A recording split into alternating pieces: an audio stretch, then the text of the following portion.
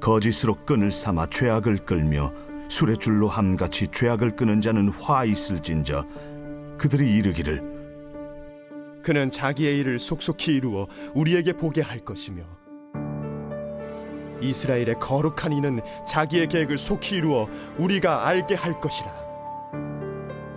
악을 선하다 하며 선을 악하다 하며 흑암으로 광명을 삼으며 광명으로 흑암을 삼으며 쓴 것으로 단 것을 삼으며 단 것으로 쓴 것을 삼는 자들은 화 있을진저. 스스로 지혜롭다 하며 스스로 명철하다 하는 자들은 화 있을진저. 포도주를 마시기에 용감하며 독주를 잘 빚는 자들은 화 있을진저. 그들은 뇌물로 말미암아 악인을 의롭다 하고 의인에게서 그 공의를 빼앗는도다. 이로 말미암아 불꽃이 그루터기를 삼킴같이 마른 풀이 불 속에 떨어짐같이 그들의 뿌리가 썩겠고 꽃이 티끌처럼 날리리니 그들이 만군의 여호와의 율법을 버리며 이스라엘의 거룩하신 이의 말씀을 멸시하였습니다. 그러므로 여호와께서 자기 백성에게 노를 바라시고 그들 위에 손을 들어 그들을 치신지라. 산들은 진동하며 그들의 시체는 거리 가운데 분토같이 되었도다. 그럴지라도 그의 노가 돌아서지 아니하였고 그의 손이 여전히 펼쳐져 있느니라. 또 그가 기치를 세우시고 먼 나라들을 불러 땅끝에서부터 자기에게로 오게 하실 것이라. 보라, 그들이 빨리 달려올 것이로되 그 중에 곰핍하여 넘어지는 자도 없을 것이며 조는 자나 자는 자도 없을 것이며 그들의 허리띠는 풀리지 아니하며 그들의 들매끈은 끊어지지 아니하며 그들의 화살은 날카롭고 모든 활은 당겨졌으며 그들의 말굽은 부싯돌 같고 병거 박히는 회오리 바람 같을 것이며 그들의 부르짖음은 암사자 같을 것이요 그들의 소리 지름은 어린 사자들과 같을 것이라. 그들이 부르짖으면 먹이를 움켜 가져가 버려도 건질 자가 없으리로다. 그날에 그들이 바다 물결 소리같이 백성을 향하여 부르짖으리니 사람이 그 땅을 바라보면 흑암과 고난이 있고 빛은 구름에 가려서 어두우리라. 매일 성경과 함께하는 아름빛 교회 말씀 묵상, 아름빛 바이블 키트 시간입니다. 오늘은 이사야 5장 18절에서 30절까지의 말씀입니다. 하나님이 우리에게 주신 말씀 함께 살펴보도록 하겠습니다. 사람이 하나님을 잊어버릴 때 가장 먼저 나타나는 모습은 스스로를 너무 높이는 것입니다. 피조물에 불과한 인간이 자신의 한계를 잊고 세상을 자기 중심으로 바라보며 스스로 기준이 되려 할 때 그것은 용기나 담대함이 아니라 눈멀고 무지한 오기일 뿐입니다. 오늘 우리가 함께 읽은 이사야 5장 후반부의 말씀은 하나님을 경외하기는커녕 도리어 하나님을 향해 심판할 테면 어디 한번 해보시지 라며 오만하게 소리치던 당시 이스라엘 지도자들의 참담한 모습을 보여줍니다. 이 본문은 1절에서 7절 앞서 나온 포도원의 노래에서 언급된 들포도가 구체적으로 어떤 모습인지 밝혀줍니다. 극상품 포도나무를 심고 정성껏 가꾸신 농부 하나님의 기대는 정의와 공의라는 아름다운 열매였습니다. 하지만 그 큰 은혜를 받은 백성들이 맺은 것은 오만과 불의 그리고 부패였습니다. 그들은 스스로 똑똑하다고 여기며 선과 악의 경계를 무너뜨렸고 재판 자리를 욕심 채우는 도구로 삼았으며 급기야 하나님의 심판 경고마저 비웃고 조롱하기에 이르렀습니다. 우리는 이 말씀을 통해 참된 주인이 누구이신지 그리고 하나님의 자리를 찬탈하려는 자들이 결국 어떤 결말을 맞이하는지 똑똑히 보아야 할 것입니다. 이사야 선지자는 이스라엘의 죄를 설명하면서 아주 이상하고 충격적인 모습을 그려냅니다.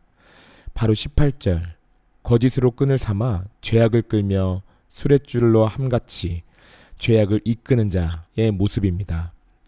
여기서 거짓이라는 단어는 허무 또는 아무 가치도 없는 헛된 것을 뜻합니다.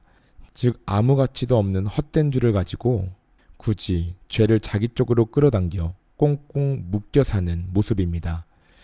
죄를 멀리하고 거룩하게 살아야 할 하나님의 백성이 도리어 죄를 가축 끌듯 수레 끌듯 제 몸에 바짝 붙여 두고 살아가고 있었던 것입니다. 더 가슴 아픈 것은 이들의 영적 무감각이 하나님을 향한 거침없는 조롱으로 이어졌다는 점입니다. 19절에서 그들은 이렇게 말합니다. 하나님이 심판하신다고? 정말 하실 수 있다면 어디 당장 눈앞에 보여봐라. 그들은 백성을 기다려주시는 하나님의 자비와 침묵을 하나님의 무능함으로 오해했습니다.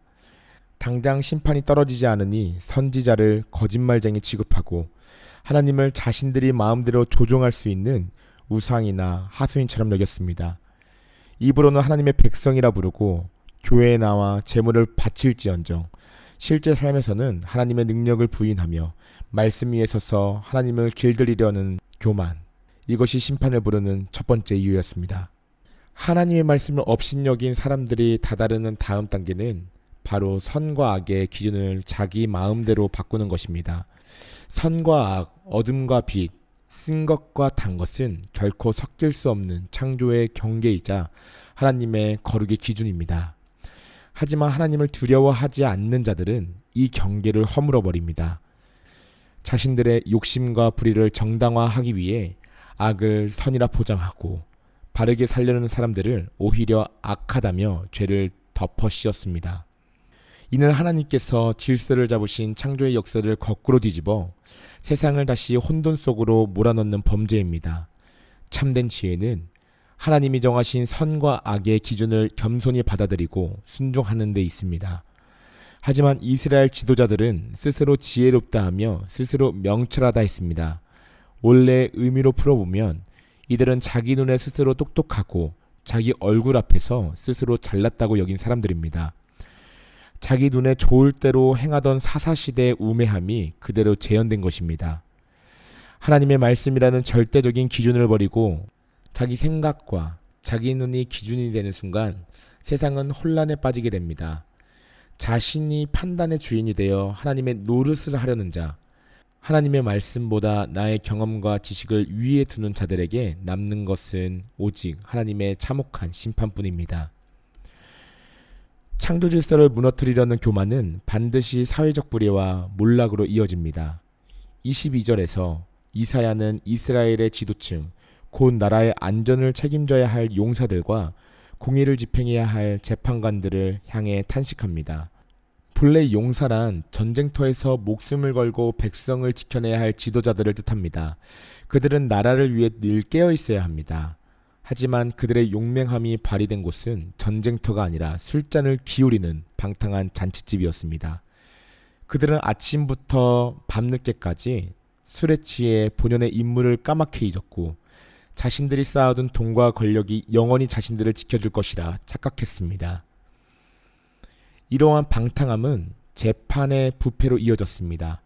23절은 그들이 뇌물 때문에 악인을 의롭다 하고 의인에게서 공의를 빼앗는다고 지적합니다. 율법은 재판관에게 뇌물을 받지 말라고 엄격히 명령했지만 그들은 뇌물 몇 푼의 선과 악을 뒤바꿨습니다. 죄 없는 사람의 억울함을 외면하고 의로운 사람의 권리를 빼앗았습니다. 이로 인해 이스라엘에서는 하나님이 그토록 찾으시던 정의와 공의가 완전히 사라지고 말았습니다.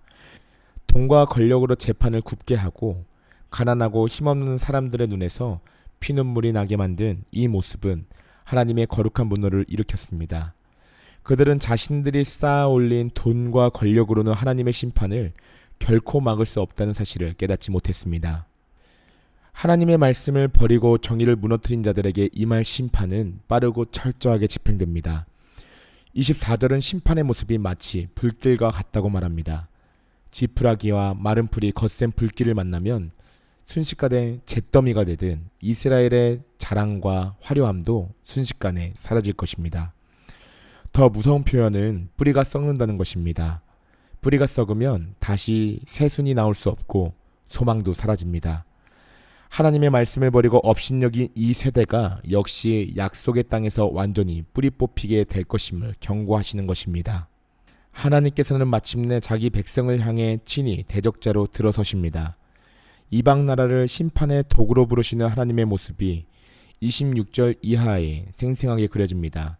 하나님께서 신호를 보내시고 먼 땅 끝에서 한 민족을 부르시자 그들이 지치지도 않고 졸지도 않으며 완벽하게 무장한 채 전속력으로 달려옵니다.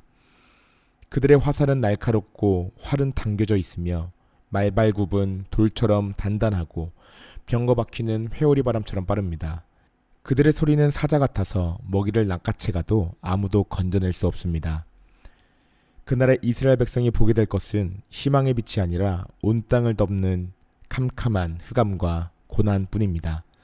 스스로 하나님과 겨루려 하고 하나님의 말씀과 경고를 비웃으며 해볼 테면 해보라던 오만한 인생들의 마지막은 하나님의 손길 아래 멸망하는 것뿐이었습니다.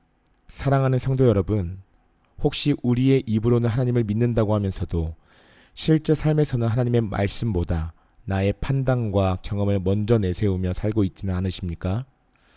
하나님의 때를 참을성 있게 기다리지 못하고 내 뜻대로 되지 않는다고 해서 하나님의 능력을 의심하고 말씀을 가볍게 여기지는 않습니까? 내가 좋아하는 건, 나에게 이득이 되는 것은 선이라 부르고 나에게 손해가 되거나 내 욕심에 어긋나는 하나님의 말씀은 불편한 것, 틀린 것이라며 선과 악의 경계를 스스로 허물고 있지는 않습니까? 모든 불신과 오만은 내가 하나님이 되겠다는 헛된 착각일 뿐입니다.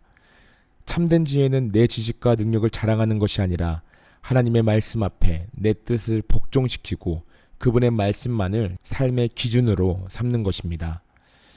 하나님의 심판 경고는 무서운 선언이지만 그 속에는 지금이라도 돌이켜 죄를 끊어내고 하나님께로 돌아오기를 바라시는 아버지 하나님의 간절한 사랑이 담겨 있습니다.